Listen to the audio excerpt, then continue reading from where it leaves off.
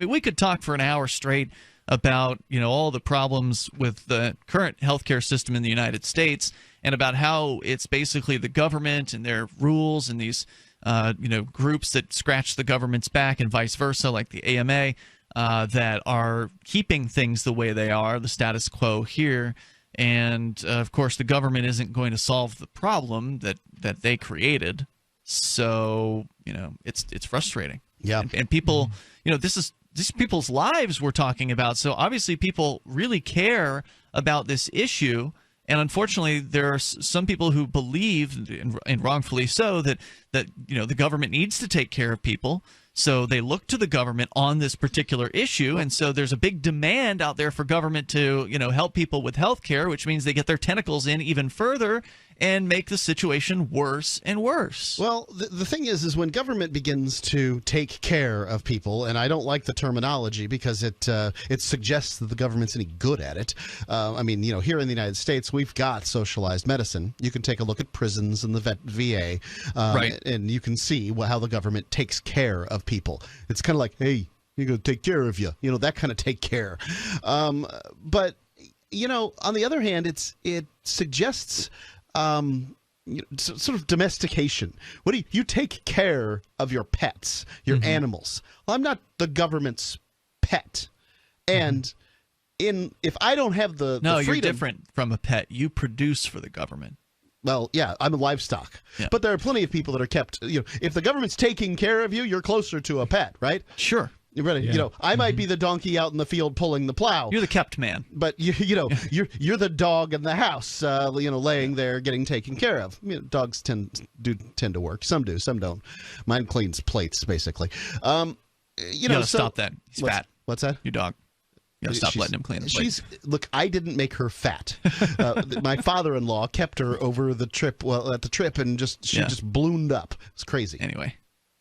Yeah. So, yeah, I mean, this is really the difference. Is the government, I'm not their pet. They don't get to take care of me. Thanks. I'd like to take care of myself. And if you won't let me take care of myself, what are you? Who are you in this whole scenario? And even when they say care, like that word can be subjective because a lot of people who have served, they come back, that they hope to get the benefits that they were promised upon signing a contract, and they get nothing. They some of the military guys. Yeah, they get nothing.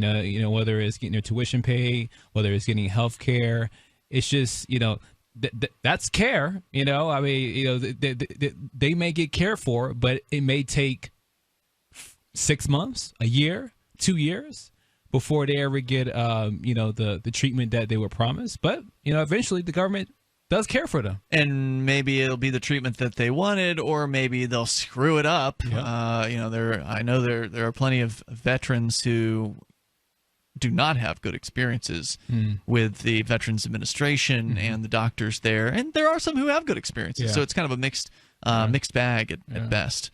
Toll-free number tonight, if you want to join us, 855-450-FREE. Let's go to Chris. He's in Lake City, Mississippi. Are you listening out of near Tupelo, Chris?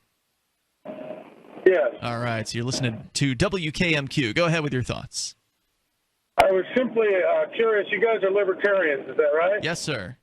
I've never heard this before. I was just curious your thoughts on, or your guys' stance on the right-wing evangelicals and some of the people involved with Trump and their desire to completely demolish what was supposed to be the absolute separation between church and state. I was curious what you guys think about that. If you think that's a good thing. Well, I guess I'm curious. I haven't seen the moves to separate the barrier between the church and the state on this, but I do think it's a strange marriage. Go ahead. He just signed an executive order the other day saying that churches are going to go ahead and it's going to be okay for them to keep being considered nonprofit, but they can go ahead and have political speech in the pulpit now. If they're going to do that, if they want to do that, they need to be taxed. To me, we call taxes here what they are. We call them theft. So I don't advocate ever for an organization to be stolen from, whether that or. So, go ahead. So But does it bother you when you jump in your car and you go driving down the highway to a public park or something with your kid or whatever? Do you feel like you've been stolen from when you're doing that? When I'm driving down the road or going to the public park? Yeah, because the taxes is what funds those things. Sure. I mean, so I don't understand that. this is relatively common for libertarians to get the conversation about if it wasn't for taxes, what about the roads? And I'd really like you to hold on. Yeah, let's have this conversation. I know you're on the road, Chris, so if you can hang on, we're going to bring you back, okay?